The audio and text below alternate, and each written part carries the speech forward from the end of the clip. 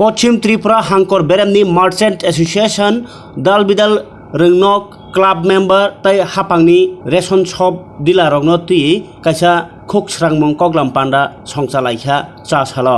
আগরতলাनि रवीन्द्र शतबार्षिकी भवन संसद पान्डाव मानजाखा मंत्री सुशांत चौधरी तै सदर एसडीएम मानिकलाल दासनो खबै चामुं ताइलुको बागमुं नायखुंनि दागिफां सुनित लुदनो खबै जतजा आदं रक अ सालनि पान्डानि बिसिंतै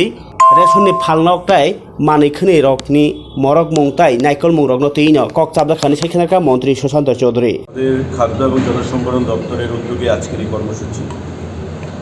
এবং আমরা সিদ্ধান্ত নিয়েছি যে 8টি জেলায় আমাদের রাজ্যে প্রতিটি জেলায় আমাদের মহকুমা শাসক যারা রয়েছেন এসডিএমরা এসডিসিরা প্রতিটি জেলাতে যতগুলো বাজারের সভাপতি সম্পাদক এবং আমাদের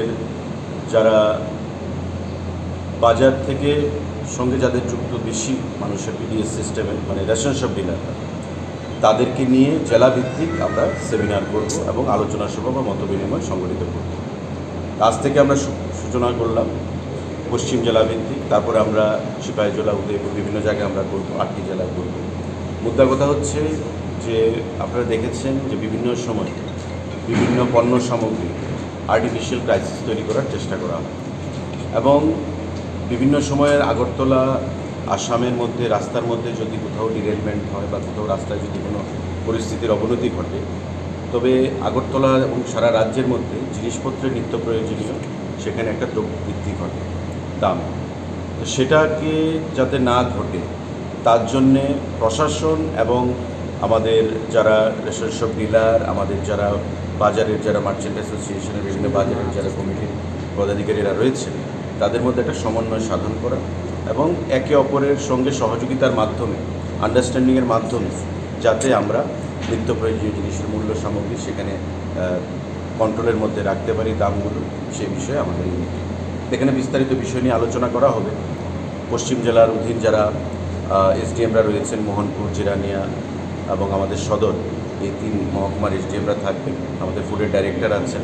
আমাদের এসডিসিরা থাকবেন এবং বাজারের বিভিন্ন বিশেষ করে আগরতলার বা পশ্চিম জেলার যে ইম্পর্টেন্ট বাজারগুলো গোলবাজার, বটতলা, জিবি বাজার, দুর্গাচমনি, লেকচমনি, মঠচমনি বা মোহনপুর, জিরানিয়া বিভিন্ন যে গুরুত্বপূর্ণ বাজারগুলো যাদের উপর নির্ভর করে অ্যাকচুয়ালি জিনিসের মূল্য বৃদ্ধি হবে না কমবে না কন্ট্রোলে থাকবে এবং কালোবাজারে নিয়ন্ত্রণ করা, এই সমস্ত বিষয় নিয়ে আমরা আলোচনা করব এবং প্রশাসনের সঙ্গে রেশন শপের সঙ্গে এবং আমাদের বাজারের সঙ্গে যে সিঙ্ক্রোনাইজেশন যে একটা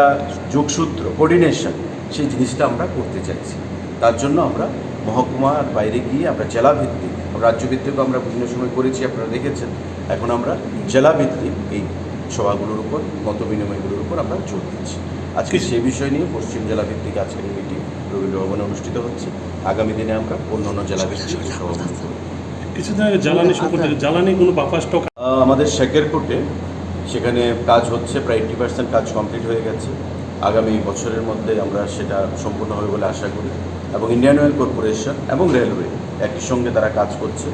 এবং এই কাজ সম্পূর্ণ হয়ে গেলে আমরা মনে করি যে আমাদের রাজ্যে যে বাফার স্টক 3 থেকে 4 মাস সেখানে করা যাবে, জ্বালানি সংকটটা আর কখনো মানে